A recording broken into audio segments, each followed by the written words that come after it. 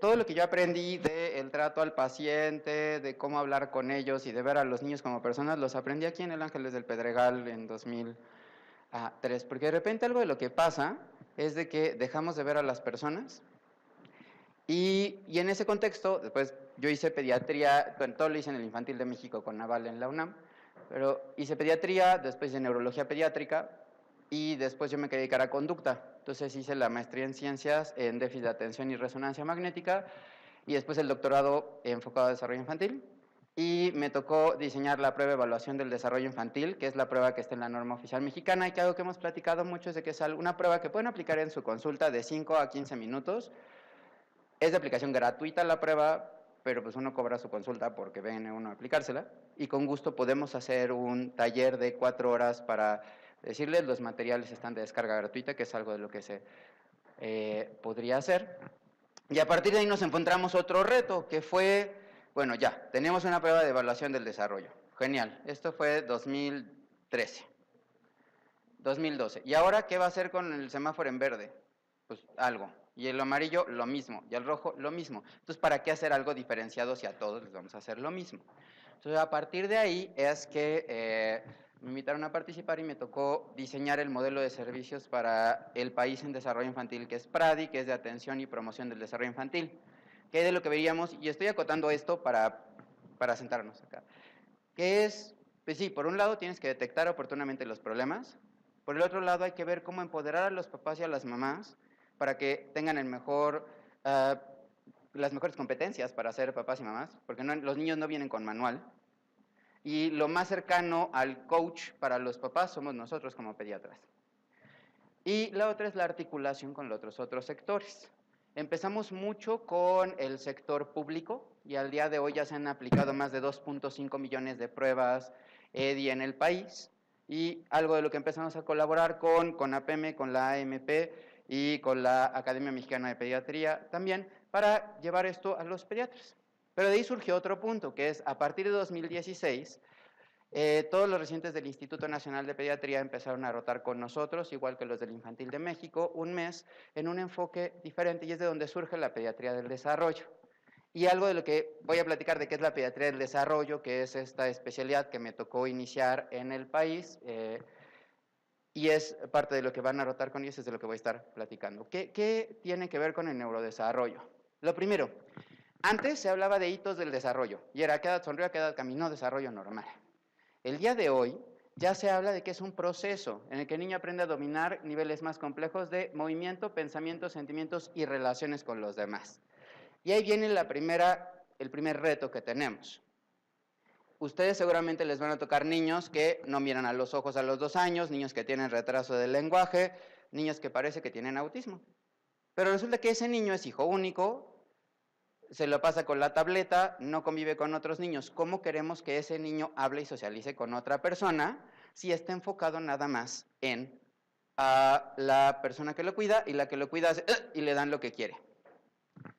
¿Qué problema tenemos con esto? De que en la parte de movimiento, sí, nos enfocamos mucho en el movimiento, buscamos cosas. En la parte de pensamiento, ¿cuál es el problema de pensamiento? Que si el niño no habla, no podemos saber cómo piensa. Y ese es un gran problema porque, bueno, de acuerdo a Piaget, el pensamiento es la expresión, se expresa a través del lenguaje. Y si el niño no habla, ¿piensa o no piensa? ¿Qué pasa en la escuela? La escuela dice no está aprendiendo nada y no es apto para esta escuela. En relaciones con los demás, tenemos niños que pegan, niños que agreden, niños que de repente no saben interactuar, niños que llegan y agarran una cosa y se ponen a jugar con esta cosa. No sé si les han tocado pacientes así, o que de repente les dicen, o en el consultorio llegan y hacen un escándalo gigante y los papás no saben qué hacer. Y aquí, entonces, el desarrollo ahora se ve ya no como esta estimulación, que antes era estimulación temprana, ya era estimulación porque yo te estimulo y temprana porque era antes del daño. Para cambiar por una situación que en inglés es serve and return, de acuerdo a la serie Lancet, que a mí me tocó estar en esta parte del lanzamiento en la serie en México, y en español, serve and return se traduce como cuidado cariñoso y sensible, porque así somos de rolleros en español. Pero lo que quiere decir esto es, o sea, ya no importa que tú estimules a tu hijo, lo que tienes que hacer es ver la interacción.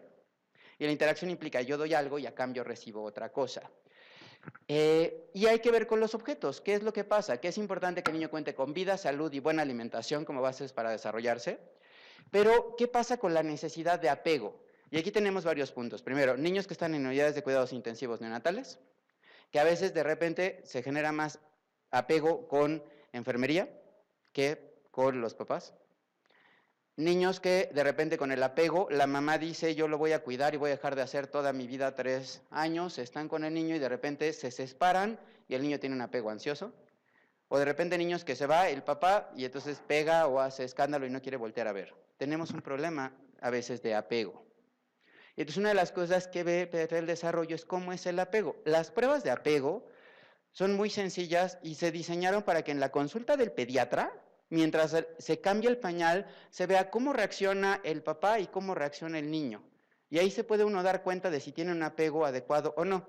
Un ejemplo puntual de esto es, el niño está en los brazos y le dicen, colóquenlo en la mesa de exploración, por favor.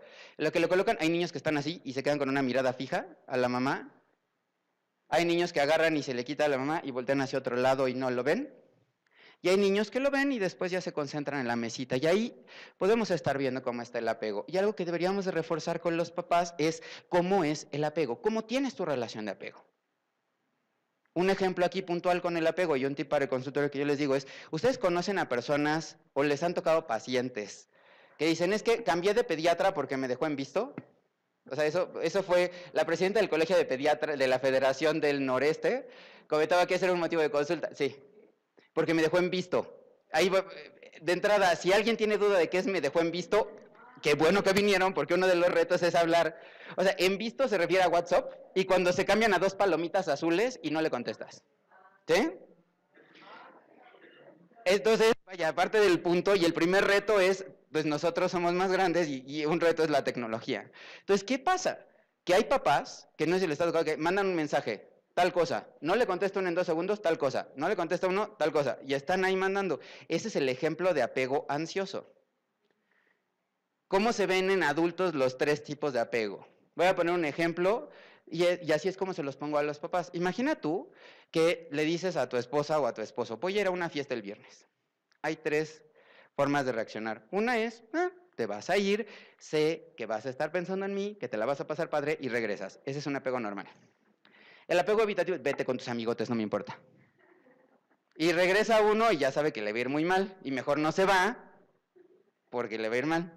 Y el apego ansioso es, ay, sí, ve con tus amigos. Se acaba de ir, ¿cómo estás? 2 minutos, ¿ya llegaste? ¿Te le estás pasando bien? ¿Con quién estás? No sé qué. Y entonces al final del día uno dice, pues ¿para qué fui si me mandaron mensajes cada 5 minutos? Ese es el apego ansioso. Y el apego ambivalente es más complicado porque no sabes qué esperar. Es, a veces llegan y te ignoran y a veces llegan y te saludan con abrazo y entonces tú dices, pues ¿y qué? O sea, está loca esta persona o qué, literal es lo que... ¿No les ha pasado a ustedes de que de repente, ay, hola, qué gusto? Y te ignoran y no te ven, ¿sí?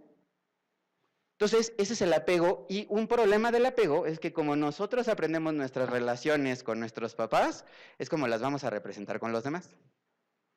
Y el apego lo vemos nosotros en el primer año de vida. Y tiene que ver desde cuando le estás dando de comer, de qué haces. Entonces, un reto es cómo es el apego de nuestros pacientes y cómo estamos favoreciendo el apego. En la interacción social, ¿cuál es el problema? Que el día de hoy la gente ya no interactúa socialmente. Vayan ustedes al Starbucks y la gente se va a sentar a tomar café para estar chateando y mandando WhatsApp. Y luego te vas y le mandas WhatsApp a la persona que acabas de dejar de ver. Y entonces estamos viviendo en otro mundo. Comunicación, tenemos problemas porque, por ejemplo, ¿saben ustedes qué quiere decir la carita con una sonrisa gigante de WhatsApp? ¿Para qué lo ocupan ustedes? Aquí es para que sea más interactivo. Como lo dije, pero no había dicho jijiji, ajá. Pero realmente en Japón lo que quiere decir es estoy muy feliz. Y la carita que tiene la boquita así y las mejillitas rositas, ¿la han ocupado alguna vez? Las mejillitas rosas y los ojitos así, ¿para qué lo ocupan? Sonrojado en pena. El problema es de que si tú la mandas en Asia, esa es, tuve una vasodilatación porque me gustas, y entonces si soy hombre tengo una reacción fisiológica y si soy mujer tuve otra, y entonces si le mandas una carita a alguien y te contesta en un toqueteo inadecuado, pues es tu responsabilidad, porque ¿para qué le mandas esa carita diciéndole, me excitas? Entonces, lo acoto, ¿por qué? Porque de repente es importante, ¿mandé? Entonces, el problema de la comunicación es de que depende mucho de dónde estamos, qué quieren decir las cosas. Y además ahora la gente ya ocupa cosas, por ejemplo, a ver, ¿qué es YOLO? No, no, los jóvenes no cuentan. A ver, ¿qué es? Bueno, o sea, los jóvenes menores de 22, ¿no? ¿Qué es YOLO? ¿Saben qué es YOLO? ¿Sí? Young Only Lives Once. O sea, es como el equivalente pues sí, no sé. De todos los eslogans, siempre hay un eslogan de la juventud de vive el hoy. Pero de repente hay muchas frases que dicen que no sabemos qué son. O por ejemplo, BBF. ¿Saben qué es mi BBF? No, es mi very best friend.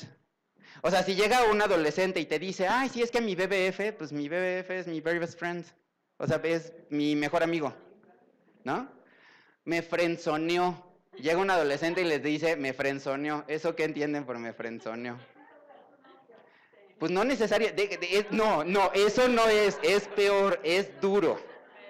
¿Por qué es duro? Porque es esa persona que, hay una forma, voy a buscar una forma propia de decirlo, es esta persona que siempre llega y ni te dice que sí, pero ni te dice que no. Y en el momento en el que siente que te estás yendo, así de, ay, ¿por qué no vamos a tomar un café? Y entonces ya vuelve a tener el control, pero eres mi mejor amigo, ¿eh? Y entonces empieza a ir, mira, voy a empezar a salir con alguien. No, no salgas con alguien porque te voy a extrañar. Y regresa y, no, eso es frenzonear. Es horrible, ¿no? Seguridad emocional, si no haces esto, tus papás ya no te van a querer y me voy a ir. Y ahí tiene que ver con el nivel de conversación. A mí me han tocado, una mamá llegó un día, Toño, estoy muy triste. Bueno, si de repente hablo así es porque como yo me dedico con los niños y les hablo de tú, espero no. Y si yo soy Toño y si me hablan de tú, y si yo de repente, ¿podemos romper el turrón? ¿Sí? Entonces, por ejemplo, esta parte de seguridad emocional, de repente llega una mamá, Toño, es que mi hijo no me odia y me dice que quiere ir al mercado de madres y tener otra, pero la mamá en un drama. Y yo, a ver, ¿qué pasó? Es que quería un juguete y le dije no. Y entonces me dijo, eres la peor madre, me voy a ir al mercado de madres por otra. Y entonces me sentí tan mal y me sentí tan culpable que se lo compré y se lo di. El gran problema es que el día de hoy tenemos muchos papás que se sienten culpables y que están más preocupados porque sus hijos los quieran que por ser papás y por ser mamás. Y la culpa les come. Y entonces hay que decirle al papá, pues no te sientes culpable, no estás haciéndolo porque estás haciendo otra cosa, pues no te debes de sentir culpable. ¿Por qué no estoy contigo? Porque estoy trabajando para poder dar la mejor calidad de vida para ti. Y hay que decirles a los papás eso. Uno de los puntos que tiene Pediatría del Desarrollo. Pediatría del Desarrollo también es ver cómo está la mamá, cómo está el papá, y ver que estén bien. Y que tengan reglas comunes. Y si lo cuida la nana o la abuelita, pues la abuelita también entra. Pero en seguridad emocional, el problema es de que de repente, el día de hoy es, si no, ya no te voy a querer. Y la consistencia de los accesos y oportunidades de exploración y descubrimiento. El mejor ejemplo de este tema es Pokémon Go. Pokémon Go, esta aplicación de Niantic, que hubo muchos casos de que encontraron cadáveres gracias a Pokémon Go y había gentes atropelladas cruzando. Pues el chiste es, sal, convive y juega con ellos. Pero la gente agarró y dijo, ¿para qué voy a salir a caminar? Voy a hackear el IP, me voy a poner en mi computadora a caminar con un joystick y se pierde el sentido de acceso de oportunidades de exploración. Y en teoría las poképaradas son algo relevante. Por ejemplo, yo soy orgullosamente egresado de La Salle y don Mariano Ramírez de Degollador, nuestro decano y fundador, que además era un gran amigo mío, es una pokeparada. Y la gente va y juega en la pokeparada de la estatua de don Mariano y ni siquiera se pone a preguntar ¿y quién es? Porque si por lo menos llamara la atención para ir a esta estatua de señor que no se parece a don Mariano, pero pues es su busto, ¿no? Porque si alguien de ustedes lo conocen no se parece mucho. Entonces es un reto. Y hay que ir viendo que empiece desde el embarazo. ¿Qué tanto estamos haciendo en consulta prenatal? El problema de las mamás es que las mamás dicen, la consulta prenatal es para que el pediatra me pregunta cosas que después me va a volver a preguntar y me está cobrando por cosas que no me va a hacer. Y entonces ahí lo que tenemos que hacer es decirle, el valor agregado es, estás estimulando a tu hijo desde el embarazo, sabes que cuando mandas mensajes por WhatsApp, liberas adrenalina que pasa por la placenta y estás marcando circuitos de estrés con tu bebé. ¿Ustedes le dicen eso a las mujeres embarazadas? Ese es un tip, porque la realidad es, ¿a ustedes no les ha pasado que están muy felices y les llega un mensaje y se pueden poner muy de malas? ¿O están muy de malas y les llega un te quiero de alguien y se ponen muy de buenas? Están liberando neurotransmisores. La adrenalina pasa por la placenta, las endorfinas pasan por la placenta, los sentimientos de la madre se traducen en el bebé, aunque no los hable. Y entonces un reto es cómo te estás sintiendo tú, es cómo va a estar tu hijo. Y entonces uno de los puntos es que para el niño esté en el centro, hay que ver a la familia. ¿Qué retos tenemos el día de hoy en la familia? Por ejemplo, a mí me llegó una niña de 6 años que le dije, ah, sí, ¿y tu mamá? No, es que yo soy hijo de donante anónima con útero subrogado. Tal cual, niña de 6 años, ¿no? ¿Qué quiere decir eso? O sea, ¿a ustedes no les ha tocado pacientes así? O sea, y eso es algo, pero ¿qué quieren decir? ¿A alguien de ustedes les ha tocado eso? ¿Qué quiere decir? Lo que quiere decir ahí es que esa niña, su papá quiso ser papá, pero no tenía madre con quien tener el hijo. Entonces fue y consiguió un óvulo. Y luego consiguió una persona que rentó el útero y que es la madre subrogada. Y entonces problemas legales, por ejemplo, es de que, de acuerdo a la legislación, Tabasco es el primer estado que permitía eso. Es, ¿quién es la madre? ¿El óvulo anónimo? ¿La persona que lo parió o no tiene madre y nada más es el papá? O sea, es una pregunta. Y en Tabasco como se resuelve es, quien lo pare es la madre. Y entonces se tiene que firmar un acuerdo especial para liberar y los permisos los tiene que dar. Y el apellido materno es del útero subrogado, aunque sea el papá. Y entonces ahí viene este punto. Tenemos el punto de las familias homoparentales. Tenemos cada vez más madres añosas. Yo tengo muchos niños que son hijos de madres que congelaron sus óvulos hace 6 años y ahora ya tienen el hijo, o madres de 45 que están empezando a ser mamás. Y esa es una dinámica familiar que cambia. La parte económica y cultural, algo que es importante, y eso tiene que ver con el Ángeles del Pedregal, es, ¿ustedes vieron los resultados de la encuesta nacional de niños, niñas y mujeres? Aquí lo que dice es que en alfabetización y conocimientos alfanuméricos, el quintil más rico de la población, que es donde estamos nosotros, está igual de mal que la pobreza extrema y la pobreza moderada, en ese nivel. Y los pacientes que estamos viendo con nosotros. ¿Por qué? Porque muchas veces la mamá dice, yo me voy a dedicar a mi hijo, voy a hacer homeschool, le voy a dejar que hacer lo que ella quiera, ¿para qué lo llevas a escuela? Pues no, que no tiene madre, tengo 45 nanas, pero ¿quién le está enseñando al niño que haga cosas? Y de repente en educación el problema es de que no hay una mejor escuela universal. Y cada vez más nos preguntan, ¿y este modelo de arte? ¿Y este modelo constructivista? Pero esta no es constructivista. O sea, una mamá, por ejemplo, llegó conmigo y me dijo, a ver, Toño, para yo elegir escuela de kinder, primero hice un Excel y puse, quiero que sea bicultural, quiero que además sea laica, y fui y que vive en esta zona. Son estas opciones. Fui, esta no es constructivista. Vi al aula y tienen pupitres. Eso no es constructivista, la eliminé. Fui a esta y a la salida, quien recogía a los niños eran la nana y los choferes. Yo no quiero que mi hija esté en contacto, o sea, ¿quién va a convivir con mi hija? La nana y el chofer, entonces no voy. Y entonces me quedo esta escuela. Ese es el nivel de discusión que tienen los papás el día de hoy. Y nos preguntan, ¿qué escuela es buena? ¿Qué escuela me recomiendas? Y ahí una buena frase es, ¿cuál consideras tú que es la mejor para tu hijo? Tal, esa es la mejor. Ahí se están sacando, y si no, pues ahí para eso sirve ver el desarrollo, para ver. ¿Por qué? Porque en esta esfera de la escuela hay 2 tipos de niños, siendo muy extremista. Hay niños que son como una estrella de cristal, y en una escuela tradicional al meterlas se les rompen las puntas. Hay niños que, no sé si les ha tocado, pero hay niños que tienen cefalea atencional a etapas tempranas, migraña. En la unidad de neurodesarrollo en la mañana donde trabajamos, tuvimos un niño de 4 años con ideación suicida por el kinder, por burnout. El niño decía, es que yo no sirvo para la escuela, no voy a aprender y me quiero matar, literal. ¿Qué es eso? Es el mundo en el que estamos viviendo. Es como, por ejemplo, ¿saben ustedes qué es el arco iris? O sea, si llega uno de los pacientes adolescentes y le dice, es que ayer hice el arco iris. Usted dice, es Rainbow Bright. ¿Saben qué es? ¿Alguien de ustedes sabe qué es? El arco iris es los jóvenes de presecundaria, ese es un movimiento que empezó en Colombia. Es un círculo donde los hombres se bajan el cierre, se sacan el pene y las niñas van teniendo sexo con cada uno y el que va eyaculando se va saliendo del círculo y gana el que termina al final. La ruleta, sí. Perdón. El arco iris es la ruleta, ¿sí? O sea, vaya, y entonces de repente nosotros nos dicen cosas y decimos, ¿qué es eso? Vivimos en un mundo en el que pasa eso. ¿Saben ustedes cuántos segundos tarda un predador sexual en hacer que una persona de que empieza a tener contacto logra que se quite una prenda? 8 segundos. ¿Cuántos de los niños que nosotros vemos están 8 segundos solos en las redes? Y entonces ahí es donde tenemos que reforzar, es el ambiente en el que vivimos. Pero tenemos que reforzar con eso el cómo poder hacer que el ambiente sea adecuado. ¿Y cuál es la mejor alternativa en niños pequeños? Yo pongo un ejemplo de un paciente que me tocó hace una semana. yo ocupo como recompensa de repente videojuegos o otras cosas. Y fue, ¿qué te gusta hacer? Jugar a Minecraft el fin de semana, padrísimo. Sale el niño, platico después con los papás, regresa, oye, hablé con tus papás y podrías llegar a jugar 1 hora de videojuegos diarios. Y el niño contestó, no, eso es malo para la salud. Y dije, ¿qué tal? Pero te lo estoy diciendo yo que soy neurólogo pediatra y pediatra del desarrollo. Ah, bueno. ¿Por qué ese niño contesta que es malo? Porque sus papás hicieron una muy buena transmisión de valores. Entonces, lo que hay que decirle a los papás el día de hoy es, si quieres que tu hijo tome buenas decisiones, incúlcale los valores que tú consideras pertinentes en los primeros 5 años de vida. Porque si un niño aprende los primeros 5 años de vida algo, no se va a cambiar después. Y eso tiene que ver con la corrupción, por ejemplo. La corrupción no se va a prevenir con adolescentes. La corrupción empieza cuando un niño de 3 años encuentra algo tirado en el piso y le dice, mira mamá, qué afortunado eres. Ya tienes 5 pesos más.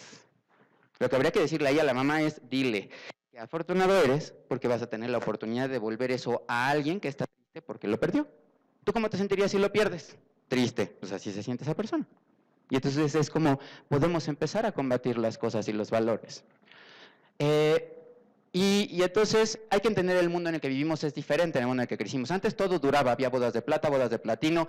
El pediatra era el mismo de los nietos, de los bisnietos, de toda la vida. Estos juguetes como este duraban y eran a prueba de todo. El día de hoy van ustedes a una compañía de celular y te dicen, ¿quieres este celular que es el máximo del mundo y que cuesta 30,000 pesos? Sí, y ya que firmas el contrato te dicen, y por 500 pesos más quieres que te lo cambien un año porque ese ya no va a servir. No sé si les ha tocado. Entonces, el mundo vive en un úsese y tírese.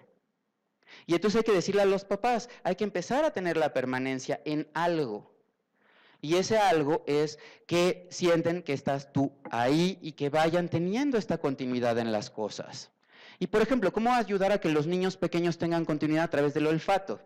Una estrategia que se puede hacer desde menores de 1 año, cuando mamá se va a trabajar, dígale, graba cuentos con tu voz, utiliza siempre la misma loción o el mismo perfume, lo dejas ahí con un peluche, y cuando tú estás trabajando, entonces puedes ponerle videoconferencia o puedes poner esta grabación para que oiga tu voz mientras la nana le da masajito y te está oliendo a ti, te está oliendo a ti, y así vayas a ayudar a generar situación de pertinencia. Antes, con esto, a ustedes les tocó este dispositivo. Con esto hacíamos un montón de cosas. Tenías motor fino, motor perceptual, atención y memoria. Y además tolerancia a la frustración. 5 de un lado, 5 del otro y espérate 2 años al nuevo LP. ¿Sí? Y sabíamos quién cantaba. Nosotros somos la generación de la tolerancia a la frustración gracias al cassette. Para tener una canción tenías que poner botones y esperar ahí a grabar, estar haciendo una supinación, pero ya no te importaba que lo cuidaras, lo tirabas. ¿Qué pasa el día de hoy? El día de hoy los comerciales ya nos muestran. A la hora a la que tú estés y como tú quieras y donde tú estés, yo sé qué es lo mejor para ti. Y entonces, Google Music. La gente el día de hoy ya no sabe quién canta. Si se fijan, ya no hay grandes artistas que duren mucho tiempo que hayan empezado después de 2010. One Direction era uno de ellos. Iba a durar, iba a ser el fenómeno mundial. Y de repente, ¡pum!, se desapareció. Se pelearon, les dio cualquier situación, decidieron tener otras cosas y ya One Direction no existe. No sé si les tocó antes la pelea esta de Billy versus Directionists. Y el día de hoy ya nadie habla de eso. Antes, o sea, Lady Gaga se escuchó de todos lados y de repente era todos lados Lady Gaga y el día de hoy ya se oye, pero ya para las personas que les gusta. Va cambiando. ¿Cuál es esta implicación? Que no tenemos modelos a seguir y los modelos a seguir deberían de ser los papás. Antes toda la información estaba en la monografía, luego en la enciclopedia, de repente en Wikipedia. El día de hoy, y ese es uno de los retos, los papás les decimos algo y van y googlean lo que dicen. Y entonces le dices, sí, toma ibuprofeno, va y los lee. Y una de las cosas que tiene que ver con el neurodesarrollo es, ¿ya les han llegado a ustedes, papás, con estos perfiles genéticos de análisis de qué medicamentos sirven, qué no, y la parte de que mandan a hacer a Alemania? O sea, es impresionante porque la mamá llega y te dice, a ver, aquí dice que estos son los polimorfismos que tiene mi hijo y entonces con base en esto quiero que me digas qué le vas a recetar. Pues está bien, ¿no? Le resuelve uno la vida, ya sabemos con qué se va a intoxicar y con qué no. Pero es uno de los puntos. ¿Y qué es lo que pasa? Que hay escuelas que están enfocadas en conocimientos, cuando una de las habilidades del siglo XXI es pensamiento crítico, razonamiento, resolución de problemas y trabajo en equipo. Antes se tomaban fotos, de repente se dejan de tomar fotos, y ahí es donde le podrían decir a los papás, ojo, primero, con la toma de fotos, Antes, todos los niños tenían fotos incómodas en la taza del baño, desnuditos con pompitas, que cuando te ibas a casar se le enseñaban a tu relación sentimental. Ya que te vas a casar, mira el álbum de fotos. Así crecimos nosotros. El problema es que el día de hoy los papás siguen teniendo esa misma mentalidad, lo voy a subir a mi Facebook porque es privado, dice el papá o la mamá. Lo que no sabes es de que en el momento en el que lo sube, bye. La privacidad no existe. Y entonces de repente esas fotos van a estar perdurando toda la vida. Hay que decirle a los papás, no hagas perfil de Facebook de tus hijos y no subas nada de tus hijos que no subas de ti. Y si tú te dedicas al medio artístico y trabajas como Niurka, tampoco como lo subirías de ti. Porque también hay que decirle a los papás. Y ¿qué pasa también? Que antes pasaba este momento de la comida y ahora no. Ahora cada uno está en su rollo. Y una recomendación puntual que tiene que ver con el desarrollo es, date tiempo para estar con tus hijos y para dejar los celulares. Un problema que pasa en la consulta es, la mamá, no sé si les pasa, pero está en el WhatsApp. Es que le estoy mandando mensajes a mi esposo de lo que usted me está diciendo, doctor. Termina, se va y dice, es que no entendí, ¿me lo vuelve a explicar? ¿No? Pues el problema es de que ya cada uno está en su rollo y no estamos viendo cosas concretas. Y entonces hay que dejar de ver el desarrollo como una serie de hitos para comprenderlo como un proceso. ¿Qué es lo que pasa el día de hoy? Y es algo de lo que me voy a enfocar, y de lo del modelo de pediatría del desarrollo en el consultorio, que es, incluso también hay como talleres que después se pueden dar y que con gusto también pueden ir a ver después en el Hospital Infantil de México de lo que hacemos en la mañana. Pero pues el punto del desarrollo es, por ejemplo, a lo mejor el niño no habla, pero hay dos tipos de niño que no habla. El niño que no habla y que no mira a los ojos, pero le dicen algo que no le gusta y en ese momento voltea y te mira con cara de ¿por qué me dices eso? Que se nota que el niño está entendiendo y no está hablando. Y muchas veces ese niño puede ser varias cosas. Uno, que esté expuesto excesivamente a medios de comunicación, a tabletas, que nadie le habla, que no conviva con otros niños, puede ser, pero no es toda la causa del ambiente. Hay una relación inversa entre baja tolerancia a la frustración y expresión. Hay niños que agarran y te llevan la mano para que les des lo que quieren. Y el niño está jugando y no necesita de nadie. Cuando se le falta algo, va, te busca, te sonríe para que les des las cosas. Es el equivalente del adulto que dice, yo puedo, no necesito nada. ¿Quieres que te ayude? No, gracias. Pero te estás cayendo de trabajo, no importa. ¿Sí? Y entonces hay que entender esas diferencias. Y luego hay que ver el temperamento. O sea, cuando venían de Aztlán, vieron esta señal, se fundó Tenochtitlán, luego se creó en un lago que nos estamos hundiendo y están los terremotos, era una ciudad peatonal, crecimos y tenemos lindas cascadas artificiales que nos toca vivir todos los días, y lo único seguro del metro es que de aquí a acá alguna vez llega alguien. Así es como hay que decirle a los papás que son los primeros años de vida. ¿Por qué? Porque el desarrollo infantil empieza con la elección de pareja. A mí llegan papás, quiero que me diga ahora mismo qué tiene, y así acaba de entrar. Y yo, pues permíteme, déjame lo reviso y luego le digo, no soy mago, pero seguramente tiene nula tolerancia a la frustración y usted también. Digo, yo como tengo un temperamento más o menos similar, con esas personas suena así como... ¿Sí? Pero hay que decirles a los papás, ¿cómo es tu temperamento? Por ejemplo, yo me muevo mucho y alguien de ustedes va a decir, amárrenlo. Y yo le diría a esa persona que piensa, amárrenme, yo le diría, ¿se quedan así?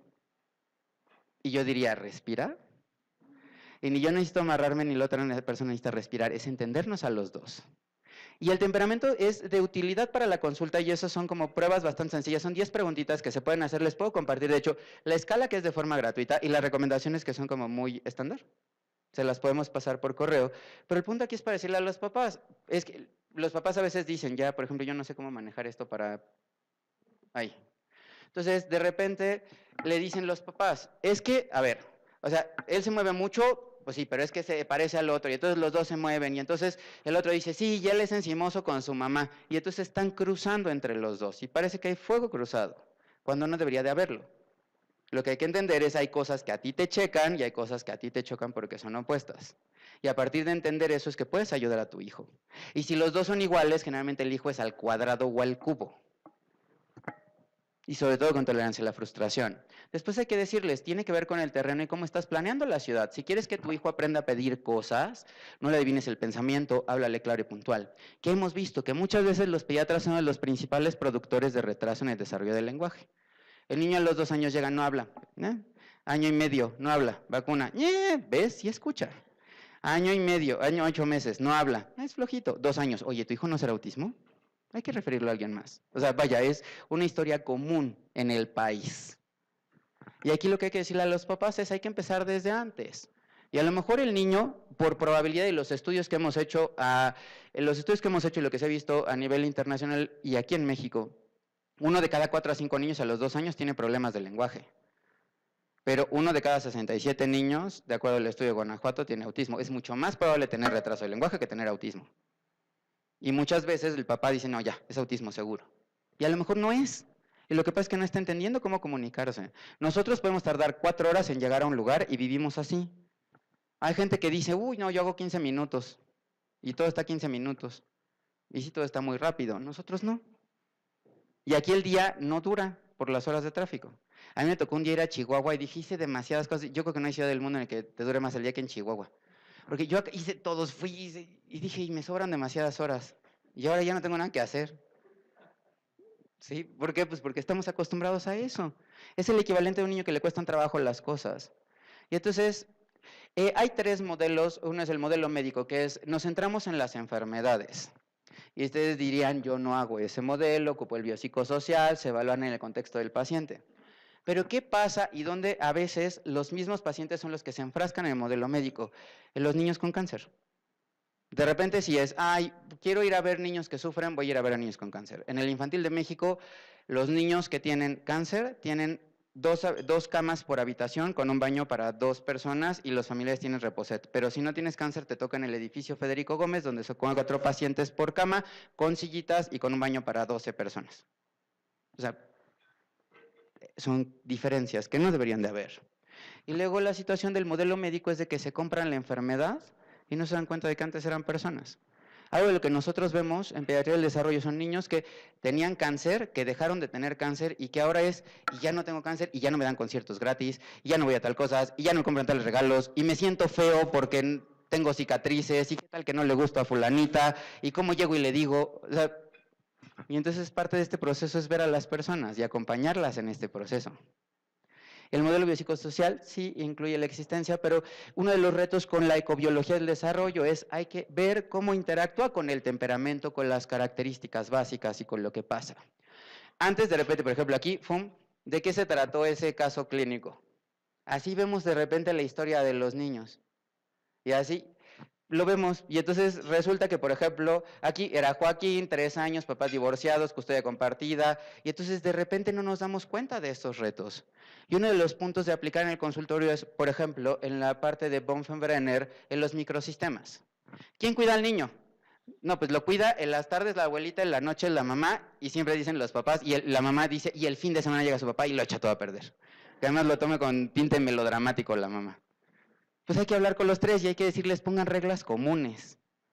A mí me ha tocado casos en los cuales la abuelita es la que lo cuida las 24 horas del día, lo cuida todos los días de la semana y de repente cuando algo importa, llega y la mamá dice, es que es mi decisión porque es mi hijo. Sí, es tu hijo, pero si la abuelita lo cuida en las tardes y en las noches, también tiene que participar en la crianza porque es el cuidador primario. Y entonces hay que decirles también, hay que incluir a la abuelita, al abuelo y decirles, no se peleen entre ustedes. Porque de repente los papás empiezan a discutir, es que tu hijo, es que cuando dice un papá, es que tu hijo, ya sabe que está en problemas porque quiere decir que no lo está aceptando, porque es el tuyo cuando no me gusta y el mío cuando me conviene. Y entonces ahí hay que decirles, no es tu hijo, mi hijo, no hay exesposa y exesposo, pero no hay exhijos. Un problema que tenemos también es papás divorciados, que de lunes a viernes los cuida la mamá y el fin de semana los cuidan los papás. Y hay una estrategia de tip del consultorio es, o sea, aparte de tener reglas comunes, cada uno compre una loción que no tenga nada que ver con lo que usabas antes. Si tú usabas maderas, utiliza cítricos, y si tú utilizabas algo muy dulce, utiliza otra cosa. Esa loción la vas a usar solo cuando estés en contacto con tu hijo, de lunes a viernes, si eres la mamá, o el fin de semana los papás, vas a dar la botella, y le vas a regalar un peluche para que cuando estés en la noche y hagas la llamada que por ley tienes que hacer o que te autorizan o la videollamada, al peluche le pongan el aroma y entonces el niño va a saber que el fin de semana está contigo, que hueles así y de lunes a viernes que no estás te sigue oliendo a través de la loción. Con una que sea nueva, porque si no cada vez que lo huela la mamá o el papá se le van a retorcerlos y va a tirar el peluche, va a decir de huele como este, ¿sí? Y entonces hay que ocupar la memoria olfativa. Otro de los puntos en estos microsistemas es la escuela. Y de repente falta el problema de qué pasa con la escuela y conectarse con la casa. Y entonces ahí hicimos una intervención que es Te Receto un Juego, que es de trípticos que se pueden dar a los papás para que jueguen con sus hijos en la casa. Todos esos materiales y todos los manuales que hemos hecho están disponibles de forma gratuita en la página del Hospital Infantil de México, al final viene el link. Y también viene la parte social. Queremos que el niño aprenda a socializar. Y la frase de los papás es, ¿y tú con quién convives? No, es que yo desde que tengo a mi hijo dejé de convivir porque todo el tiempo que tengo lo quiero pasar con él. ¿Y cuál es el problema del niño? Retraso del lenguaje. ¿Por qué? Porque ¿con quién habla?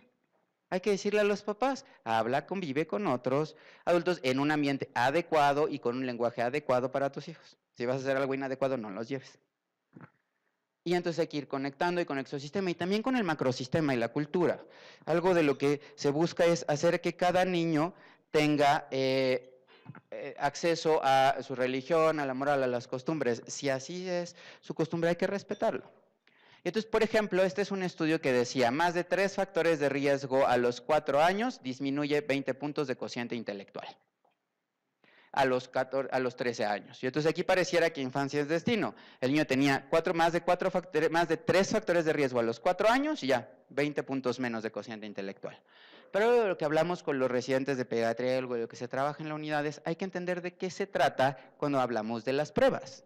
Porque, por ejemplo, WISC es la prueba estándar para medir inteligencia, pero está basada en un paradigma especial que incluye razonamiento, lenguaje y matemáticas. Y si el niño, por ejemplo, es una abuela analfabeta o que no le hablan o que tienen baja cultura y que nadie lo lee, el niño va a salir mal. Y estos 20 puntos puede ser por el ambiente, no necesariamente porque no pueda ser alguien en la vida. Y una de las cosas que tiene que ver con el desarrollo es nadie puede decir qué va a pasar en el futuro. La única forma de saber qué va a pasar en el futuro es trabajando el presente y viendo y esperando a que llegue el futuro. Y entonces hay que entender qué se haga en los primeros años. ¿Qué vemos? Por ejemplo, en la prueba PISA a los 15 años, 1 de cada 2 mexicanos reprueba.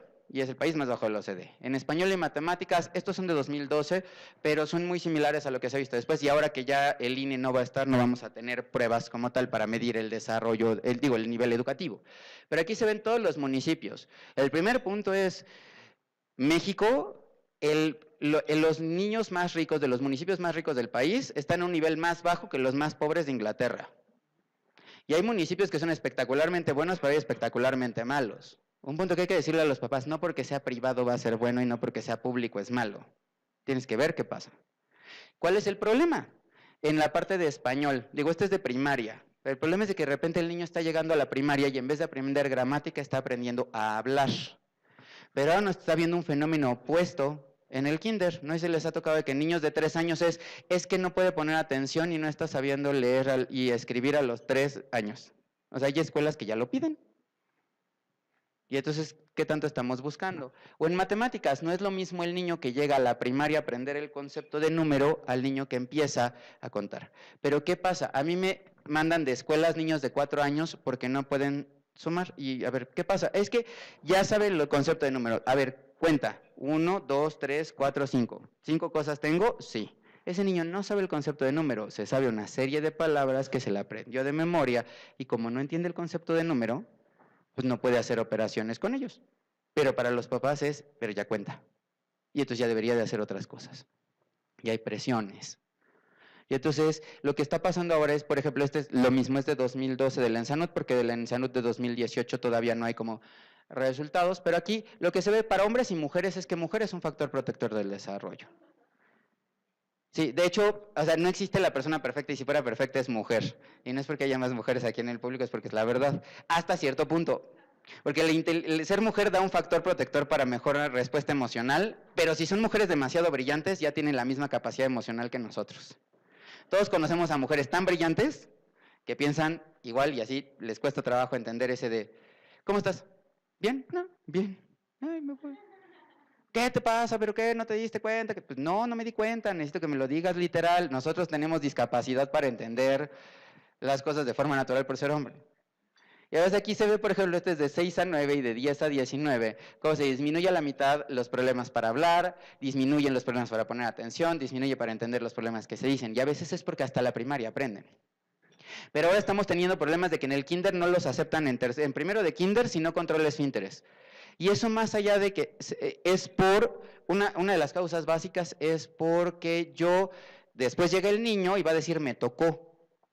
Y entonces se puede armar un conflicto legal porque alguien tocó los genitales del niño que no debe haber tocado. Y entonces es uno de los puntos que pasa con esta perspectiva. Entonces hay que ver qué es. De los estudios que hemos hecho se ve que se duplica la prevalencia de problemas en el desarrollo entre niños menores de 1 año y niños de 4 años a nivel nacional con la prueba EDI, y que el mayor problema de desarrollo es a los 2 años. Y el área rural y el área urbana están igual de afectadas. Lo que cambia es en qué están afectados. El lenguaje es un problema más grande a los 2 años. Si ustedes se fijan, la mayor parte de los niños que tenemos se la pasan con tabletas. Hay niños, yo tengo pacientes que no saben cambiar una hoja de un libro, pero agarran el libro y le quiere pasar con el dedito así.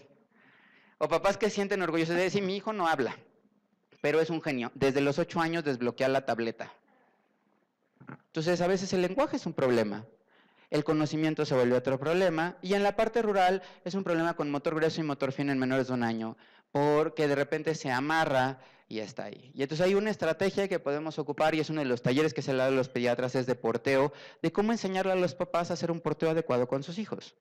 Porque de repente, ¿cómo lo cargo? Y entonces está todas las diferentes herramientas que sirven para cargar a los bebés, pero a veces no sirve para el contacto. O de repente el papá se lo pone al revés para que el niño vaya viendo hacia la calle en vez de aprovechar que esté viendo su cara. Y entonces una de las estrategias de uno de los talleres que se da allá a los residentes de pediatría es que aprendan a cómo hacer un porteo básico para recomendarlo a los papás, y que eso puede mejorar en una postura. Ahora, hemos visto que, originalmente sí, la desnutrición es un factor de riesgo para el desarrollo, aquí está, normal, pero ¿qué es lo que hemos visto? Que sobrepeso y obesidad incrementan en 69% el riesgo de tener problemas de desarrollo motor grueso en menores de 1 año. Y entonces ahí no nada más es tengo que tener cuidado en qué alimentación está teniendo, porque la lactancia materna es mejor para la salud, sino porque además, si está más obeso, es más probable que tenga problemas de desarrollo. Y este pico se vuelve a ver a los 3 y 4 años que entran en el kinder, porque a veces los papás tienen una alimentación saludable, pero de repente llega y se ven otras cosas. Y aunque hay legislación especial, sale uno y puede encontrar lo que quiera. ¿Qué es lo que hemos visto y qué es lo que pasa en el seguimiento? Este es de un estudio que hicimos de niños en verde, amarillo y rojo, y de repente aquí estaba en verde los niños para la segunda y la tercera medición, ya aparecía 8% de niños que estaban con algún tipo de problema. Por eso hay que decirles, y en la consulta de pediatría puedo programar mis edades para vacunas. Los lineamientos del Centro Nacional para la Salud de la Infancia y la Adolescencia con la prueba EDI dice que se aplique en este momento es al mes, a los 6, a los 12, 18, 30, 42 y 60 meses. Entonces yo como pediatra, en el medio privado, le puedo decir, mira, ¿sabes qué? Vas a venir a los 5 meses para que te haga la evaluación del desarrollo infantil, y lo que voy a hacer es darte tips de desarrollo, y vienes a los 6 y ahí te pongo la vacuna. Y así podemos ir haciendo espacios donde los papás sientan que vengan para que les hagamos algo más allá de ay, sí, me va a hacer lo mismo que siempre la revisión. Es decir, es importante que vengas, y para que te haga esa evaluación del desarrollo, favorecemos el apego, y así decirles, porque a lo mejor no sirven los tips para toda la vida. Lo que te diga hoy a lo mejor deja de ser funcional en 6 meses. De los niños en amarillo se ve que mejoran más del 60%, y de los niños en rojo la tercera parte mejoraban. Hicimos esta intervención que es Te Receto un Juego. Esta es la versión original. Los materiales están disponibles en mi página de Facebook, Dr. Antonio Rizzoli, en la página de la Lego Foundation.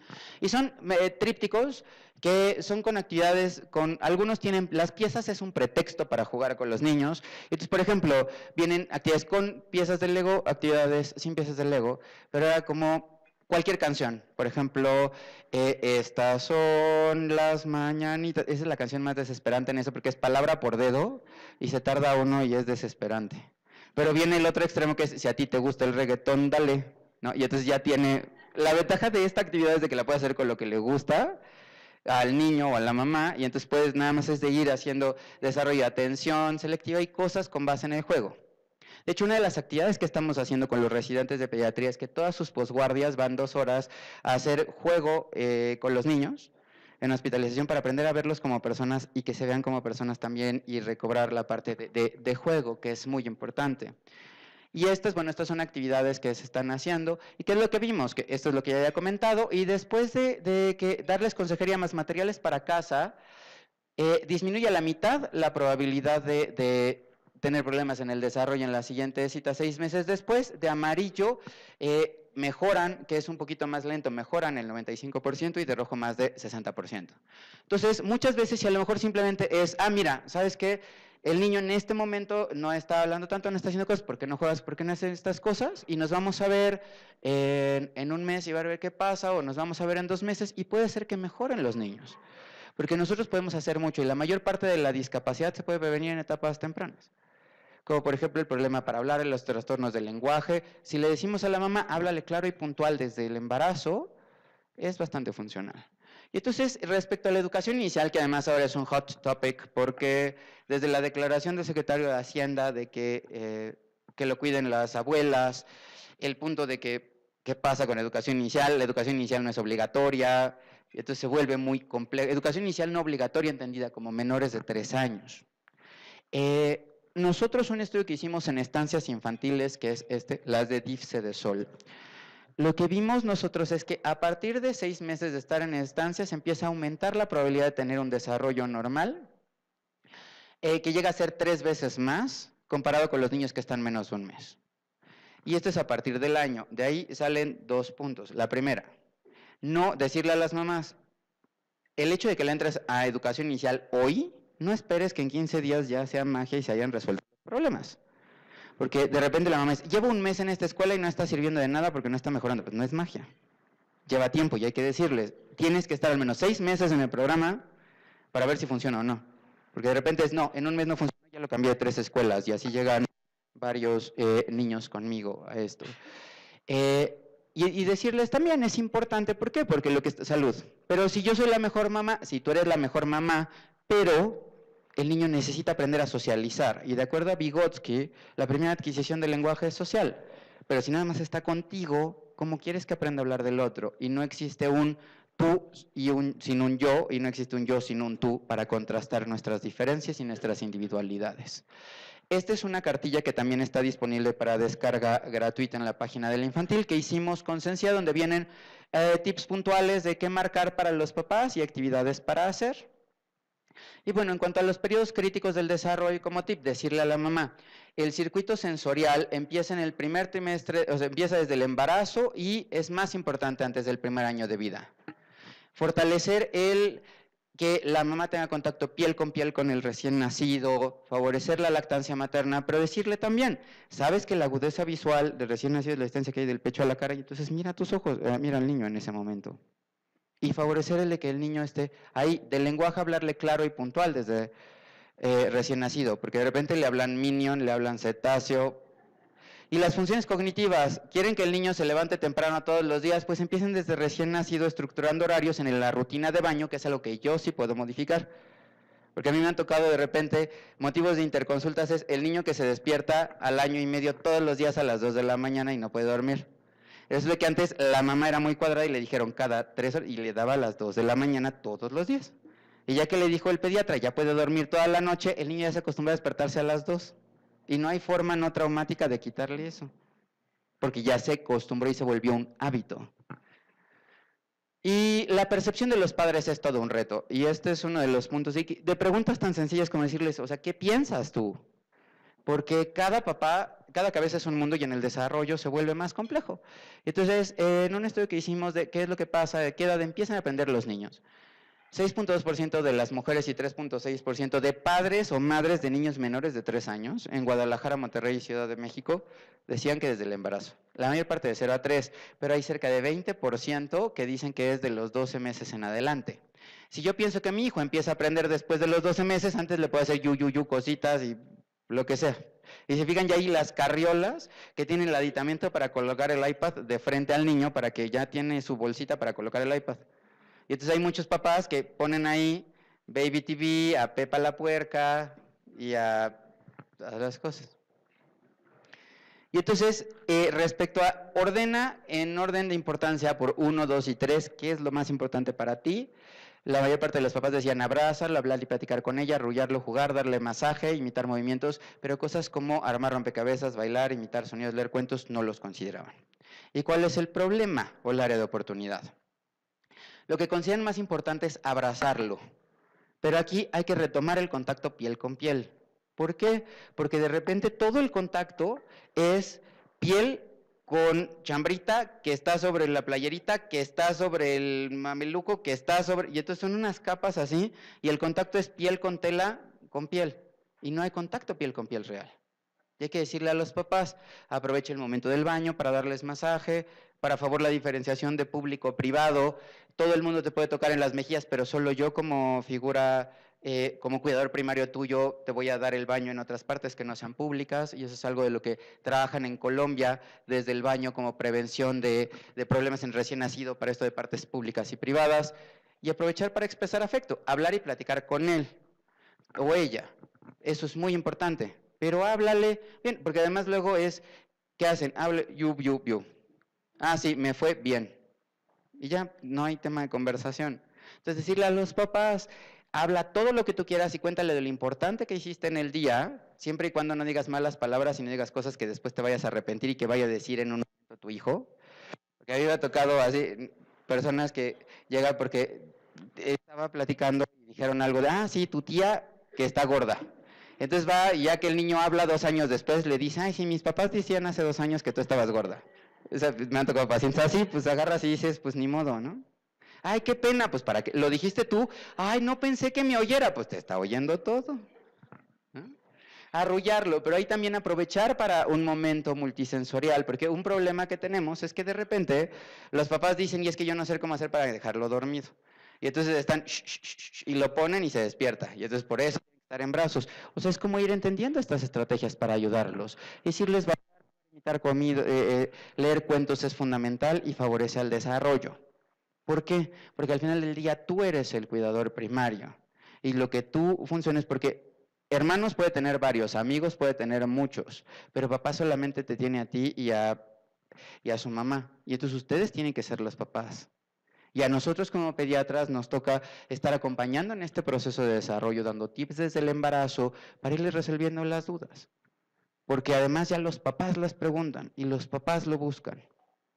Este pediatra no me habló nada. Este pediatra se la pasó preguntándome cómo le está a mi papá. De hecho, a mí me tocó una persona que vino y me dijo, es que el pediatra con el que voy es maravilloso, pero se la pasa preguntándome cómo está mi papá y no ve a mi hijo. O sea, también parte del proceso del siglo XXI es ver a las personas y poner límites en el sentido de, sí, no me va a estar marcando a la hora a la que tú quieras, pero si tienes algo me puedes marcar, pero no caer en el otro extremo de, te voy a dejar de en visto, y si te voy a dejar en visto en WhatsApp, decirle a los papás, yo no atiendo WhatsApp. Y dejarlo claro desde el inicio, ¿estás de acuerdo con esas reglas? Así son. En cuanto a tecnologías, la tecnología no es muy buena ni mala. Depende de lo que... La tecnología mientras comunica algo está comunicando. El punto es, ¿para qué le estoy usando? Y preguntarle a los papás, ¿para qué le das la tecnología? ¿Para mantenerlo entretenido? ¿Para que se desarrolle? ¿O para qué la das? Y entonces también que los papás reflexionen de qué es lo que están haciendo en el proceso. Por eso se dice, Skype es una muy buena opción en menores de 16 meses y para eso lo puedes usar. Y si ponen lociones o perfumes o el olfato puede ayudar más. Preguntarse, ¿para qué? ¿Cuánto tiempo puede ser recreativo? Pues también depende cuánto tiempo quieran vivir después. Hay personas que invierten en su celular y hasta les dicen, esta semana pasaste tantas horas de pantalla, ¿no? Sí, nosotros ya somos adultos y somos profesionales, ya podemos estar muchas horas en pantalla chateando, viendo WhatsApp e Instagram, sí, perfecto. Pero si nos hubieran enseñado desde pequeños a ver, para interactuar y como fin de entretenimiento 30 minutos al día y después si necesitas algo. Porque a veces los niños les limitamos la tecnología y es para algo que les sirve. Y entonces ahí, si yo voy caminando y me dice, mira, ¿qué es esto? Y en ese momento con realidad aumentada le digo, mira, este es un pajarito, aquí está el tipo de pájaro y le enseño, estoy ocupando la tecnología, pero es a favor. Que es diferente utilizar la tecnología como un medio a como un fin, porque el fin debe de ser la persona. Y no me queda más que decir en esta parte, cuando preguntamos qué es educación inicial, 16% sí. ¿Y qué es? La mayor parte de las respuestas fue aprender a leer a los 3 años. Eso no es educación inicial. ¿Ha escuchado sobre estimulación temprana? Sí, 33%, que es ejercicios para gatear. Y de hecho parte del cambio es de estimulación temprana a interacción oportuna, o este cuidado cariñoso y sensible de la serie Lancet. ¿Ha escuchado sobre desarrollo infantil temprano? Sí, 19%. Y en ese momento es que era, no sé, pero sí lo he oído. Pues ya es un avance. Digo, estamos hablando de 2015, esperemos que ya hayamos cambiado. Y no me queda más que decir que muchísimas gracias por todo. Aquí están las páginas de YouTube, de la unidad en Facebook. Si ponen unidad de investigación en neurodesarrollo, prueba EDI, está el link de todos los manuales, está el manual de aplicación, de qué hacer con niños con riesgo de retraso, un manual de intervención que hicimos que es oportunidades de aprendizaje, la parte de lo de UNICEF, los trípticos de Te Receta un Juego y todos los materiales que hemos hecho. Y a través de ahí, por ejemplo, estamos haciendo diferentes contenidos. La clase de la alta especialidad en pediatría del desarrollo que iniciamos y ya vamos por la tercera generación, de los martes a las 7 de la mañana se transmite en vivo todos los martes. Hoy reiniciamos transmisiones. Si, por ejemplo, residentes de pediatría quieren ir a rotar con nosotros y sumarse al INP, el infantil, los de siglo XXI, encantados. Y también tenemos el congreso, que es de Pediatría del Desarrollo, que es del 10 al 12 de julio, que estos temas que van a venir, va a venir una experta internacional para hablar de cuál es la educación en el futuro. Viene una filósofa brasileña que vive en España para hablar de cómo hablar de filosofía con los niños y cómo favorecer el pensamiento crítico en menores de 5 años. Viene una persona para hablar de bullying adolescente, viene Elia Molina, que es la exministra de Salud de Chile, para hablar de qué es la pediatría social. Y el objetivo aquí es aprender a trabajar juntos, porque pediatría del desarrollo es una transdisciplina donde todo tiene que ir en torno a ¿cuál es el impacto a 25 años del Twitter? Pues no sabemos, porque Twitter no tiene 25 años. En 25 años sabremos, y quién sabe si siga vivo Twitter, y quién sabe si el mundo no haya explotado ya. Con el calentamiento global, quién sabe si vayamos a vivir después del 2030. ¿No? Entonces, hay muchas preguntas, pero el punto es centrarnos en el día de hoy, y pues muchas gracias.